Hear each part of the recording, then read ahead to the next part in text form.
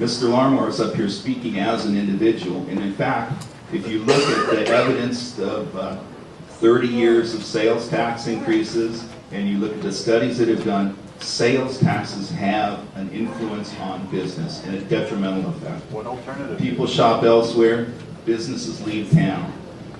30 years of studies, we don't have any study. It's interesting when they brought this before council, no evidence whatsoever. It came up and they voted on it, and then they voted the next week. And so it was a done deal with no public study, no information available. When you dig in, you see that clearly even a 1%, a 0.5% sales tax increase is a negative effect on business. And I think that's why to say, because Tom Larmore is up here, that the business community supports it is disingenuous at best. There's a lot of people very upset about it because businesses do leave town. Major purchases happen elsewhere. I think that's just silly. First of all, there were studies. There is a study. There's a consultant, a highly regarded consulting firm that does nothing but study the taxable sales all over the state. And the primary person who is involved with that was a former retailer. And when cities got the right to do these local sales taxes in 2004, he started looking at it because he thought he would find just what Don suggested, that there was an impact on sales. They studied the changes in same-store sales before and after the tax passed. They studied the comparison between similar stores across boundaries. And they found no impact. No impact whatsoever in any place that they looked. And there are about 80 cities that have this. So there was a study, and the study showed that there was no impact on business. And sure, I know there's some folks who in the business community who are concerned about it. But when you think about the amount that we're talking about here, if you go to buy, say, a $100 purchase, it's an extra 50 cents on your bill. It's just silly to me to think that this is really going to have an impact on local business. Matter of fact, I think there's a potential to help local business through the Augmented Buy Local campaign. You look at all those volunteers out there working so hard to pass this measure all over the city. And you tell them, remember, when this passes, every dollar you spend in Santa Monica, a portion of that's going to go to the schools. And that's going to, I think, keep a lot of money in Santa Monica that might currently be leaving. I think the real problem is for those people who are unemployed, on disability, Social Security, disabled veterans on limited amounts of money. There has been no increase for Social Security or veterans for the past 2 years because the federal government said there's been no inflation.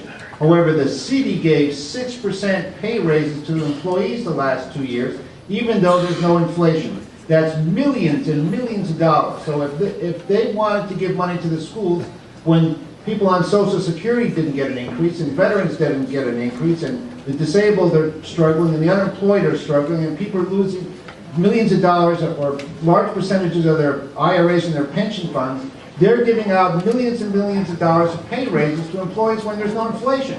If they wanted to help the schools, instead of giving pay raises when there's no inflation, they should have kept that money and given it to the schools now.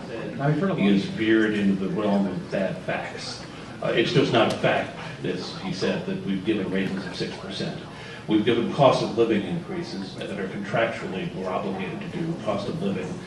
That is limited to a certain percentage, and in fact the minimum percentage by contract was 2%, that's all we gave. So that's just not true.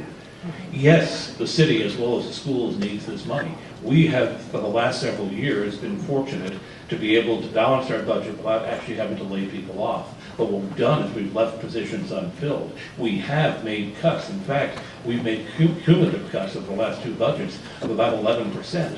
Now, fortunately, you're not seeing them yet because we're making them where they don't impact you directly as a resident of the city. But we are making those cuts, and we will have to continue making those cuts, and there's not much left we can do.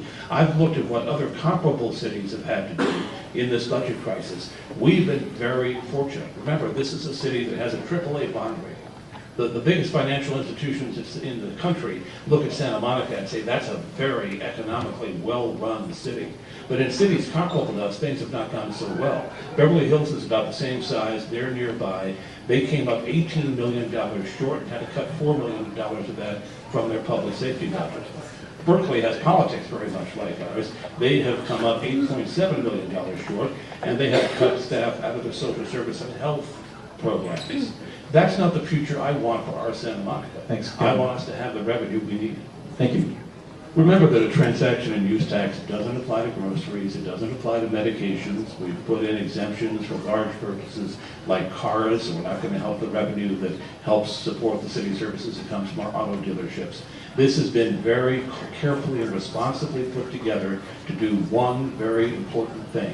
Give us local revenue that we control locally that Sacramento can't take away, because the city and especially the schools need it.